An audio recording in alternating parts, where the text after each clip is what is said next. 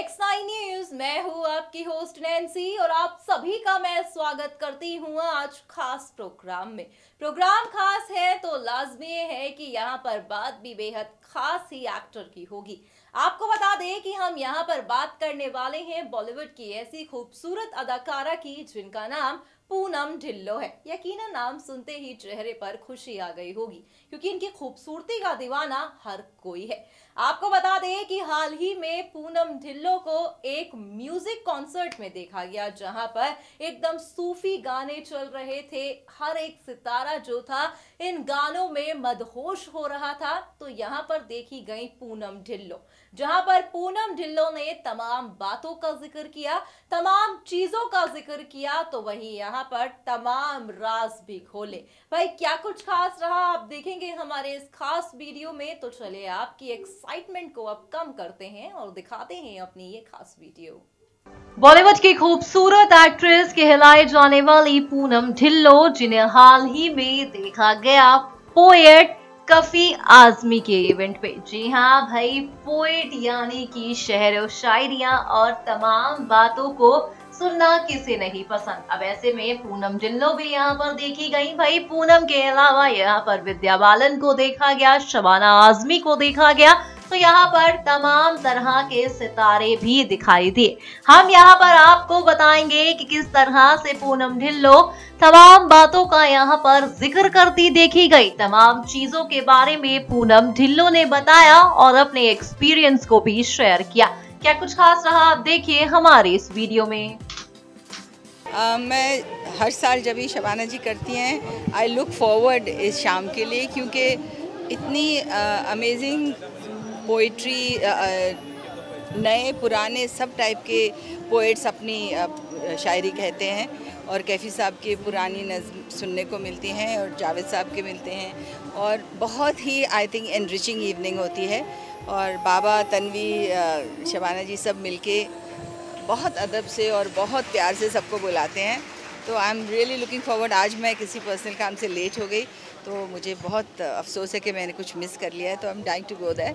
आई think Kaifi साहब has been one of the most, मैं lucky थी कि उनको काफ़ी बार मिली थी क्योंकि हम यहाँ पृथ्वी आते थे और हमेशा कैफ़ी साहब यहाँ होते थे और काफ़ी शामें उनके साथ, उनके हॉस्पिटैलिटी, उनकी हमने घर का खाना, शौकत आपा, कैफ़ी साहब होते थे और वो जो दिवाली की शामें होती थी, ईद का वक्त होता था, बहुत याद आती हैं। And I think he was an amazing man and उनके बच्चों ने उनकी वो ट्रेडिशन को आगे चलाया है और यादगार उनकी रखी है। इंडिया में हमारे कल्चर को बहुत सराहा जाता है।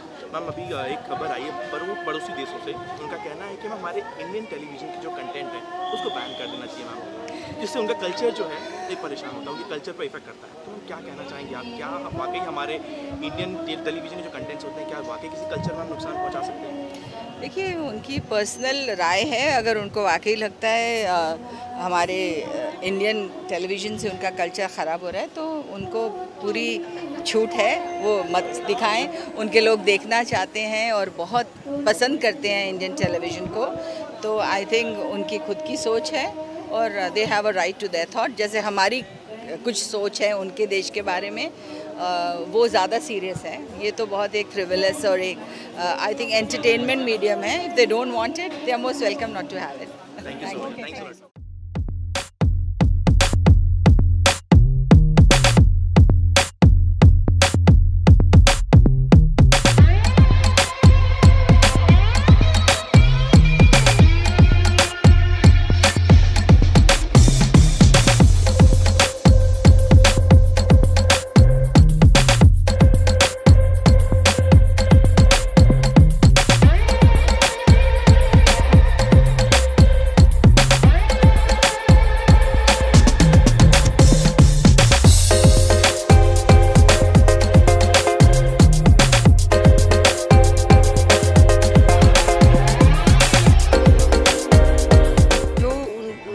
कंट्रीब्यूशन है, हज़ारों साल इसी तरह से लोग उनको याद रखेंगे। ना केवल उन्होंने अपना कंट्रीब्यूशन शायरी में दिया है, फिल्मी शायरी में दिया है, बल्कि मिज़वा के लोगों के लिए जो वो खड़े हुए हैं, जो उन्होंने एक किसी को नहीं मालूम था कि यहाँ बैठे बैठे अब्बा ने इतना कुछ किया है। तो मैं शबाना और जावेद भाई की और तन्वी की, बाबा की, सबकी बहुत तारीफ़ करती हूँ कि आज उन्होंने इतनी धूमधाम से 100 साल मनाए और हमें बुलाया, और मुझे बहुत फ़ख्र है कि मैं यहाँ जा रही हूँ। उनकी राइटिंग की कुछ विशेष खास बात आप हमें बताना? सादगी थी उनकी, मैं क्या बोल सकती हूँ, मैं यहाँ खड़ी हूँ, बहुत बड़ी बात है, पर एक जज्बातों को बहुत ही सादगी से कह जाना, वही अब्बा की खासियत थी और वही अब्बा को यहाँ तक पहुँचाया। और मुझे बहुत खुशी है कि शबाना उनकी शायरी को राग गा करके जिस तरह से लोगों के साथ उन्होंने ज़िंदा रखा है, तन्वी ने रखा है, बहुत बड़ी बात है। और मैं शौकत आपा के लिए भी ये दुआ करती हूँ कि आज बच्चे मना रहे हैं और वो बीमार हैं, कि वो बहुत अच्छा उनका स्वास्थ्य रहे। बस थैंक यू। इस साल कैफी साहब की बर्थ सेंटिनरी है और एक सेकंड थोड़ा आगे आ जाएंगे, वो चली जाएगी गाड़ी आपको। सो इस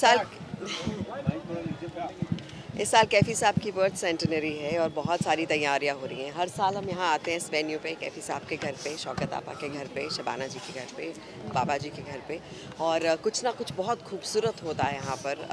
या म्यूज़िक सेशंस होते हैं या शेर व शायरी होती है और बहुत लाइक माइंडेड लोग अंदर आते हैं। तो इस सेशन के लिए मैं हमेशा वेट करती हूँ, लेकिन इस साल कुछ ख़ास होगा क्योंकि बर्थ सेंटिनरी है और ये जो सेलिब्रेशंस हैं मुझे लगता है 14 को 13 को होती रहेंगी और कुछ ना कुछ मिजबान में भी हो रहा है। सो शुरुआत यहाँ से हो रही है तो डेफिनेटली बहुत ख़ास है। दिव्या, नए साल की शुभकामनाएं आपको भी। और मेरे ख्याल ये बड़ा सही समय है कि नया साल है और इस तरह की शुरुआत हो रही है, एक लिटरेरी और म्यूज़िक का ब्लेंड है ये। जी, मुझे लगता है ये सूप फॉर द सोल बोलते हैं ना, वो है कि हम लोग हर वक्त कुछ ना कुछ जद्दोजहद में लगे रहते हैं। जब सब आकर यहाँ पर कुछ शायरी, कुछ खूबसूरत लिटरेरी बातें करते हैं और कैफ़ी साहब को याद करते हैं और सब आप उन लोगों से मिलते हैं जिनको आप बहुत पसंद करते हैं, तो बहुत अच्छा लगता है। और आप मौजूद हैं तो चार चांद लग जाते हैं। Thank you, thank you. एक हमारे सभी लोग सहयोगियों का एक विचार था कि आप आ गई हैं तो आप एक बुद्धिजीवी भी हैं, एक अच्छी तरह से अपने विचार भी रखती हैं। वो ऐसा जो अभी एक नई समाचार आया उसमें क्या है कि हमारे जो पड़ोसी देश है उसमें हमारे इंडियन जो टीवी कंटेंट है, जो हम लोग टीवी पे आता है, चुप रहो, उसको रेस्ट्रिक्ट कर दिया गया है कि वो कल्चर को ख़राब कर सकता है उस देश को इस तरह से। तो इसको आप किस तरह से आप देखते हैं इस बात को? देखिए, अगर आप मेरी पर्सनल ओपिनियन माने तो कल्चर और आर्ट को नहीं रोकना चाहिए, वो चाहे उधर से आए या इधर से आए। हम लोग भी उनके बहुत सारे सीरियल्स देखना पसंद करते थे जो शायद अभी उसमें भी रोक टोक है। तो मुझे लगता है दोनों तरफ को कहीं ना कहीं खोलकर अच्छे से आर्ट लोगों को जोड़ता है, दिलों को जोड़ता है और हमें उसे इनकरेज करना चाहिए। ये खबर मुझे नहीं मालूम है तो मैं ज़्यादा इस पर टिप्पणी कर नहीं सकती, लेकिन मेरा पर्सनल व्यू है कि आर्ट को नहीं रोकना चाहिए। जी, थैंक यू, थैंक्स।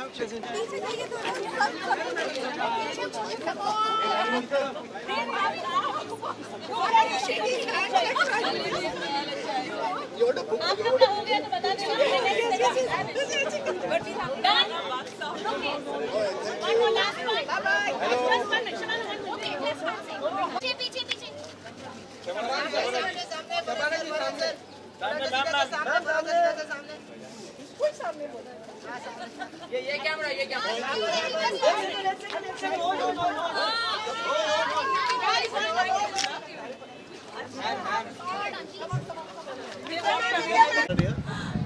शुरू करें? करो भाई। कोई बात नहीं, बाहर नहीं। I'm very happy new year to everybody. नए साल की इससे अच्छी शुरुआत हो नहीं सकती। बिल्कुल। इतने लेजेंडरी पर्सन के साथ आज ये कंसर्ट रखा गया। बिल्कुल बिल्कुल। आई मीन मुझे बहुत म्यूज़िक बहुत पसंद है, उर्दू शेर व शायरी भी बहुत पसंद है, तो इससे आपने बिल्कुल सही कहा कि इससे बेहतर बिगिनिंग जो है हम सोच नहीं सकते। So I am really really thrilled and I am looking forward to this evening, very special evening. आप पहले आए हैं यहाँ पे कभी?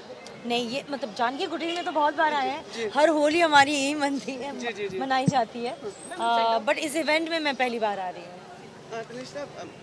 क्या एक्सपेक्ट कर रही हैं आप आज की शाम से यहाँ पे?